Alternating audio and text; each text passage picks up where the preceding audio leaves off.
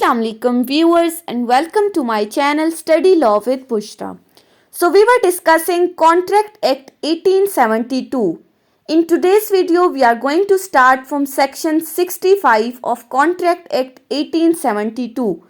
But before starting the discussion, I request you all to please subscribe to my channel and don't forget to press the bell icon for latest updates.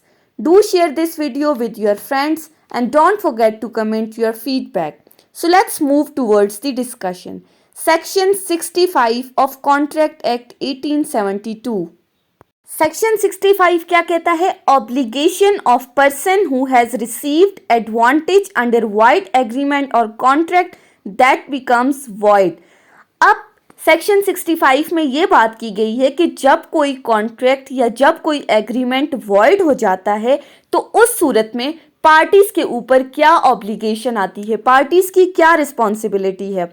सो इस section की bare act language के according जब कोई agreement या जब कोई contract void हो जाता है शुरू से ही या बाद में जाके अगर वो कॉन्ट्रैक्ट वॉइड हो गया है तो कोई भी ऐसी पार्टी जिसने इस एग्रीमेंट या इस कॉन्ट्रैक्ट से किसी भी किस्म का कोई एडवांटेज हासिल किया है तो वो उस एडवांटेज को रिटर्न करेगी. यानी जो भी फ़ायदा उसे हुआ है चाहे वो पैसों की सूरत में है या जिस सूरत में भी है वो उसको रिटर्न करेगा.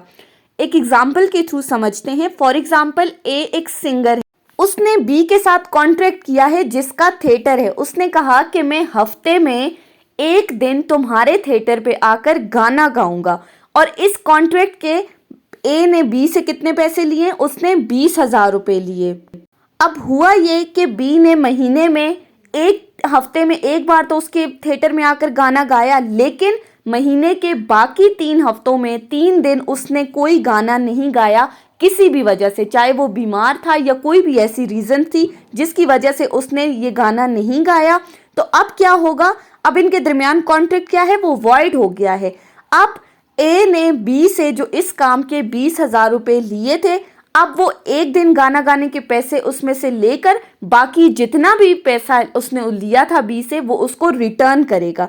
यानी कि जो भी फ़ायदा एक बंदे को दूसरे से हो रहा है तो कॉन्ट्रैक्ट वॉइड होने की सूरत में वो उस फ़ायदे को दूसरे को वापस करेगा. नेक्स्ट आता है हमारे पास सेक्शन 66.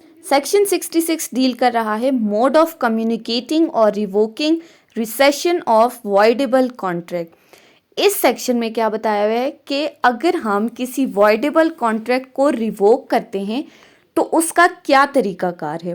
तो इस सेक्शन में सिंपली ये बताया है कि अगर किसी वॉइडेबल कॉन्ट्रैक्ट को रिवोक करना है तो उसका मोड ऑफ कम्युनिकेशन बिल्कुल सेम है जैसे हमने रेवोकेशन ऑफ प्रपोजल में पढ़ा था.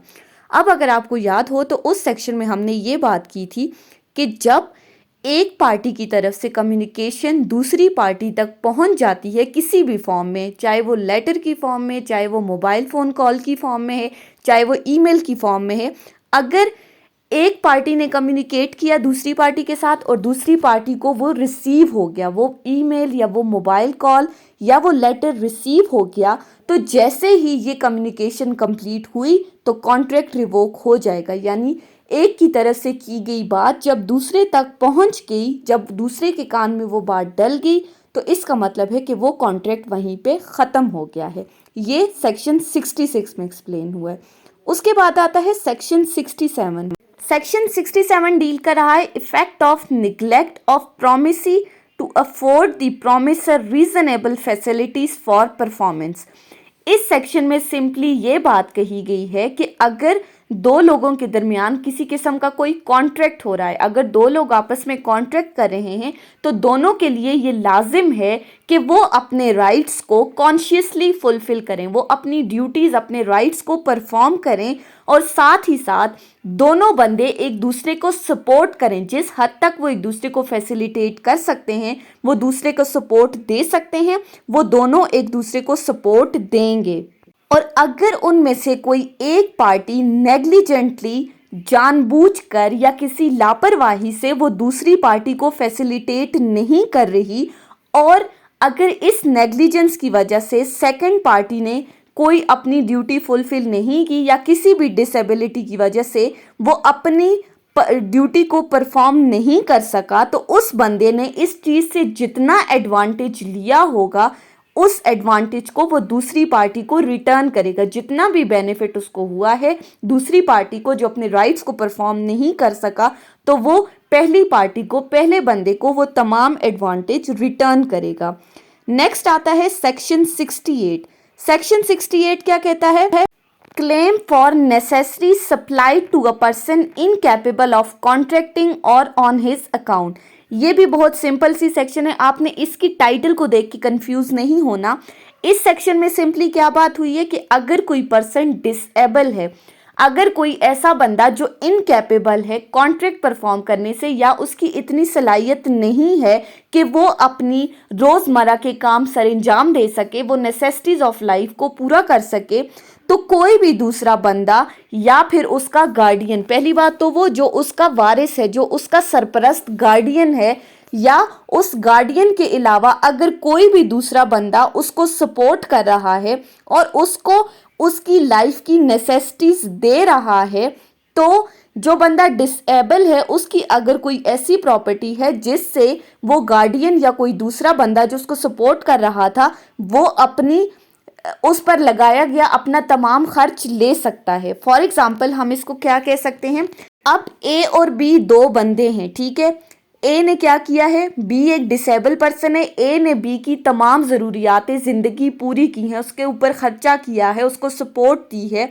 अब बी की कोई प्रॉपर्टी है जिससे अर्निंग हो रही है, तो उस प्रॉपर्टी से ए इंटाइटल है कि वो उस प्रॉपर्टी की इनकम से अपने अखराजात वापस ले सकता है। यानी बी की प्रॉपर्टी से जो इनकम आ रही है, ए ने बी पर जो खर्चा किया वो तमाम खर्चा उस प्रॉपर्टी से हासिल कर सकता है। उसके बाद आता है सेक्शन 69। सेक्शन 69 क्या कहता है? Reimbursement of person paying money due to another in the payment of which he is interested. इसकी सिंपल लैंग्वेज में अगर मैं आपको बताऊं तो इसका क्या मतलब है, अगर किसी एक बंदे की प्रॉपर्टी दूसरे के कब्जे में है और कोई तीसरा बंदा आकर उसकी प्रॉपर्टी को उस कब्जे से छुड़ाता है तो उस सूरत में उस पर क्या ड्यूटी आएगी। अब फॉर एग्जांपल एक एग्जांपल के थ्रू समझते हैं। ए ने बी का 1 लाख रुपया देना है, ए ने बी से कर्ज लिया था 1 लाख रुपया।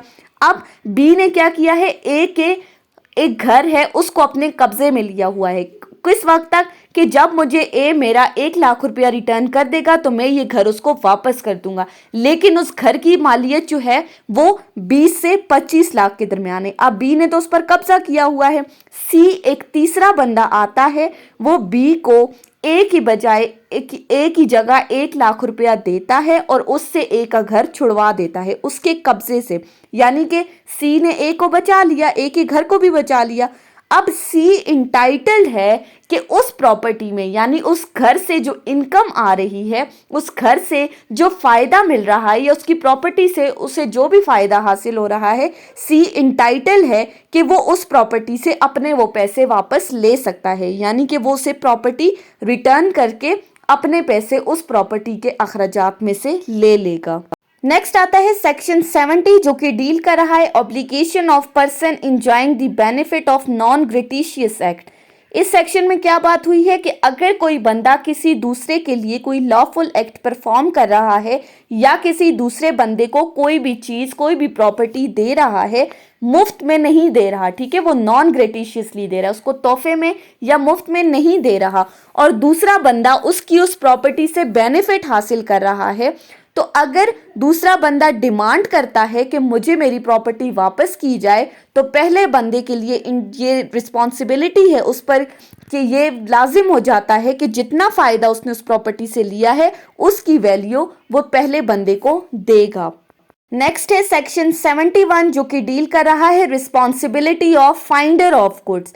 इसमें सिंपल सी क्या बात हुई है कि अगर किसी बंदे को किसी दूसरे की गुड्स मिल जाती हैं तो उस पर क्या रिस्पॉन्सिबिलिटी होगी। अगर किसी को, एक बंदे को किसी दूसरे बंदे की गुड्स मिल गई हैं, कोई उसकी प्रॉपर्टी मिल रही है, तो वो उस प्रॉपर्टी का कस्टोडियन बन जाता है। अब उसके पास वो प्रॉपर्टी इमानत के तौर पर होगी और उसकी सेम रिस्पॉन्सिबिलिटी है जैसा कि बेली की। उसमें हमने क्या पढ़ा था, जब बेलर ने बेली को अपनी प्रॉपर्टी दी तो बेली के लिए लाजिम है कि वो उसकी उसी तरह से केयर करेगा जिस तरह से वो अपनी प्रॉपर्टी की कर रहा है।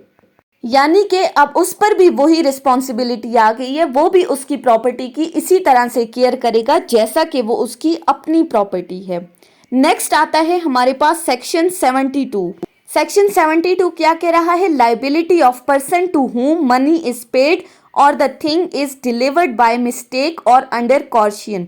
यानी कि उस बंदे पर क्या लाइबिलिटी आती है जिसको कोई मनी या मिस्टेक के जरिए, किसी गलती की वजह से उसको वो प्रॉपर्टी डिलीवर की गई है, या वो कॉर्शियन के जरिए उस प्रॉपर्टी को कब्जा कर रहा है।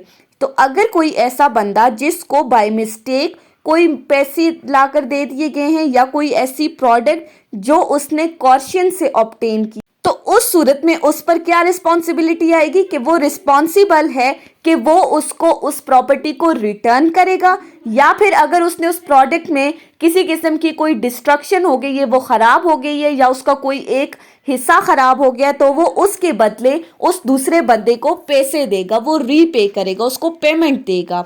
सो ये थी हमारी आज की डिस्कशन सेक्शन 65 से सेक्शन 75 तक। आई होप कि आपको ये टॉपिक समझ में आया होगा। अगर आपको ये वीडियो अच्छी लगी है तो इस वीडियो को लाइक करें, कमेंट करें, चैनल को सब्सक्राइब करना ना भूलें और ज़्यादा से ज़्यादा अपने फ्रेंड्स के साथ शेयर करें। अगर किसी भी किस्म की कोई कन्फ्यूजन है तो आप कमेंट्स में मुझसे पूछ सकते हैं। Thank you so much for watching. अल्लाह हाफिज़।